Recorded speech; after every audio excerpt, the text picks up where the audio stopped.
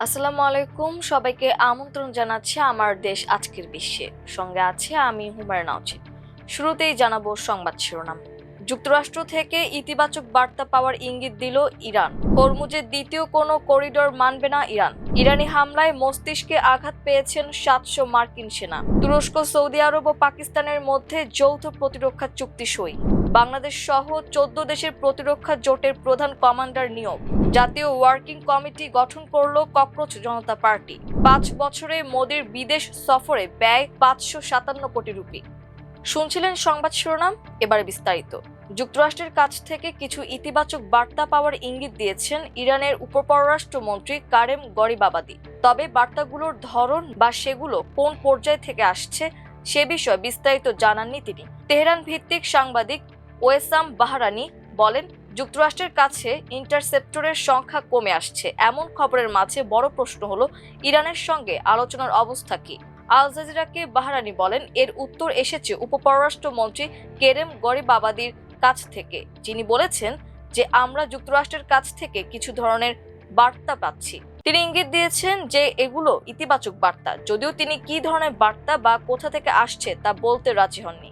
তিনি আরো বলেন, এখানে থাকা ইরানিদের এই আলোচনা এগিয়ে নিয়ে যাওয়ার জন্য প্রথমে ওমানের সঙ্গে দ্বিপাক্ষিক আলোচনার বিষয়টি নিষ্পত্তি করতে হবে, সেখানে একটি চুক্তি সম্পন্ন করতে হবে এবং হরমুজ প্রণালীতে ও ইরানের দিক থেকে নতুন সীমানা নির্ধারণ করতে হবে। ইরানের সর্বোচ্চ নেতার জ্যেষ্ঠ সামরিক উপদেষ্টা মেজর জেনারেল মহসিন রেজাই বলেছেন, কৌশলগত হরমুজ প্রণালীতে কোনো বিকল্প পথ বা দ্বিতীয় করিডর তৈরির সুযোগ ইরান কখনোই দেবে না। বৃহস্পতিবার রাতে প্রকাশিত এক বিবৃতিতে রেজাই সতর্ক করে বলেন, যদি এই অবরোধ অব্যাহত থাকে তবে মার্কিন রণতরী ও বাহিনীকে মারাত্মক ঝুঁকি এবং সম্ভাব্য প্রাণহানির মুখে পড়তে হবে। ওয়াশিংটনকে তাদের অবস্থান পরিবর্তনের আহ্বান জানিয়ে তিনি আরও বলেন, বর্তমান সংঘাতময় পরিস্থিতির এই ধারাবাহিকতা ইরান কোনোভাবেই মেনে নেবে না। সম্প্রতি ইরানের সুপ্রিম ন্যাশনাল সিকিউরিটি কাউন্সিলের সচিব হিসেবে নিয়োগ পাওয়া এই কর্মকর্তা জোর দিয়ে বলেন, হরমুজ প্রণালীতে আমরা কখনোই দ্বিতীয় কোনো করিডর খোলার অনুমতি দেব না। পশ্চিম এশিয়ায় মার্কিন ঘাঁটিগুলোতে ইরানের ড্রোন ও ক্ষেপণাস্ত্র হামলা এবং অন্যান্য সংঘর্ষে প্রায় 700 মার্কিন সেনা আহত হয়েছেন। ইরানের সংবাদ মাধ্যম জানিয়েছে, অ্যাসোসিয়েটেড প্রেসের এক প্রতিবেদনে স্বীকার করা হয়েছে যে ইরানের বিরুদ্ধে যুদ্ধের ফলে মার্কিন যুক্তরাষ্ট্রের ব্যাপক ক্ষয়ক্ষতি হয়েছে।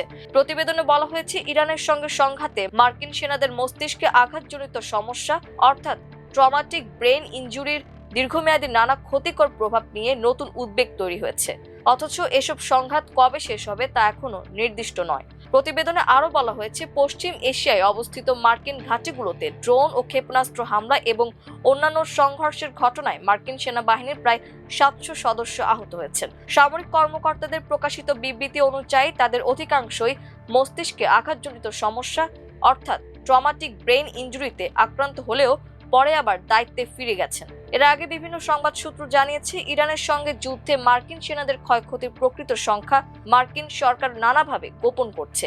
মার্কিন সরকারি সূত্রে এ পর্যন্ত ইরানের সঙ্গে সংঘর্ষে 18 মার্কিন সেনা নিহত এবং 500-রও বেশি সেনা আহত হওয়ার কথা উল্লেখ করা হয়েছে। হতাহতদের মধ্যে অনেকেই মার্কিন সেনাবাহিনীর পদস্থ সামরিক কর্মকর্তা। তুরস্ক, সৌদি আরব ও পাকিস্তান যৌথ প্রতিরক্ষা চুক্তি স্বাক্ষর করেছে। পাকিস্তানের পররাষ্ট্র মন্ত্রণালয়ের এক বিবৃতি অনুসারে এই প্রতিরক্ষা চুক্তির লক্ষ্য হলো একটি নিরাপদ ও সমৃদ্ধ ভবিষ্যৎ গড়ার লক্ষ্যে এই অঞ্চলে ও এর বাইরে শান্তি, নিরাপত্তা এবং স্থিতিশীলতার প্রসার ঘটানো। তুরস্কের রাষ্ট্রীয় গণমাধ্যম জানিয়েছিল যে সৌদি আরবে 3 দেশের নেতাদের দ্বারা এই চুক্তিটি স্বাক্ষরিত হবে বলে আশা করা হচ্ছে। এর আগে 2025 সালের সেপ্টেম্বরে পাকিস্তান ও সৌদি আরব পারস্পরিক প্রতিরক্ষা চুক্তি সই করে। চলতি বছরের এপ্রিলে ওই চুক্তির আওতায় পাকিস্তান সৌদি আরবে যুদ্ধ বিমান ও সামরিক সদস্য মোতায়েন করে। দীর্ঘদিন ধরে পাকিস্তান সৌদি আরবকে সামরিক সহযোগিতা দিয়ে আসছে, আর অর্থনৈতিক সংকটে সৌদি আরবও বারবার পাকিস্তানকে আর্থিক সহায়তা দিয়ে থাকে। বাব আল মানদেব প্রণালী, লোহিত সাগর এবং এডেন উপসাগরে বাণিজ্যিক জাহাজের চলাচল নিরাপদ রাখতে বাংলাদেশ সহ 13টি দেশকে নিয়ে যে প্রতিরক্ষা জোট গঠন করেছে সৌদি আরব, সেই জোটের প্রধান কমান্ডার নিয়োগ করা হয়েছে। তিনি হলেন সৌদির নৌবাহিনীর কর্মকর্তা রিয়ার অ্যাডমিরাল আব্দুল্লাহ বিন সালেম আল শেহরি।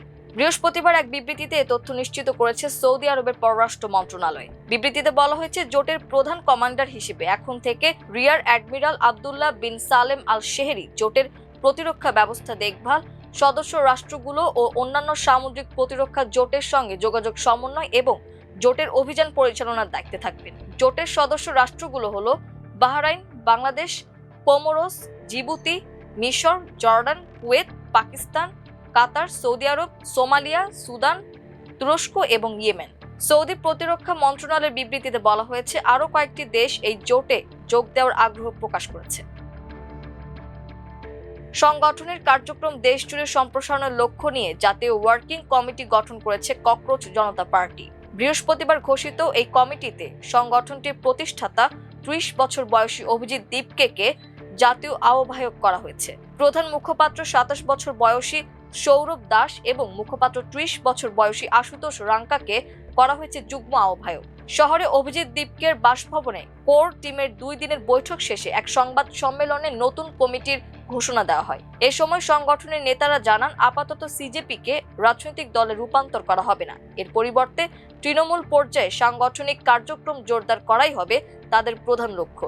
পরে এক বিবৃতিতে জাতীয় ওয়ার্কিং কমিটির দায়িত্বশীলদের নাম প্রকাশ করা হয়। এতে বলা হয়, সংগঠনের রোডম্যাপ বাস্তবায়নের অংশ হিসেবে প্রথম জাতীয় নেতৃত্বের তালিকা অনুমোদন করেছে জাতীয় ওয়ার্কিং কমিটি। আগামী ৬ মাসের মধ্যে ভারতের বিভিন্ন রাজ্যে স্টেট কোঅর্ডিনেশন কমিটি, পাশাপাশি লোকসভা ও শহরভিত্তিক সমন্বয় ইউনিট গঠন করা হবে। এদিন ঘোষিত তালিকার বাইরে অন্য কাউকে সংগঠনের পদধারী হিসেবে নিয়োগ দেওয়া হয়নি বলেও বিবৃতিতে উল্লেখ করা হয়। চলতি বছরের জানুয়ারি থেকে জুলাই পর্যন্ত ভারতের প্রধানমন্ত্রী নরেন্দ্র মোদীর বিভিন্ন দ্বিপক্ষীয় বিদেশ সফরে কেন্দ্রীয় সরকারের ব্যয় হয়েছে প্রায় ৭৫ কোটি রুপি। আর ২০২১ সাল থেকে এ পর্যন্ত তার বিদেশ সফরে মোট ব্যয় দাঁড়িয়েছে প্রায় ৫৫৭ কোটি রুপি। বৃহস্পতিবার রাজ্যসভায় লিখিত এক প্রশ্নের জবাবে এ তথ্য জানিয়েছে ভারতের পররাষ্ট্র মন্ত্রণালয়। আম আদমি পার্টির সাংসদ সঞ্জয় সিং ও ভারতের কমিউনিস্ট পার্টির সাংসদ ভি শিবদাসনের প্রশ্নের জবাব দেন পররাষ্ট্র প্রতিমন্ত্রী পবিত্র মার্গারিটা। মন্ত্রণালয়ের তথ্য অনুযায়ী চলতি বছরের জুলাই পর্যন্ত মোদির বিদেশ সফরে ব্যয় হয়েছে ৭৪,৯৩,৭৯৭ রুপি। এ সময়ে তিনি মালয়েশিয়া, ইসরায়েল, সংযুক্ত আরব আমিরাত, Netherlands, Sweden, Norway, Italy, France, Slovakia, Seychelles, Indonesia, Australia ও নিউজিল্যান্ড মোট ১৩টি দেশ সফর করেন। এই ছিল আমার দেশ আজকের বিশ্বে। এতক্ষণ আমাদের সঙ্গে থাকার জন্য অসংখ্য ধন্যবাদ। আল্লাহ হাফেজ।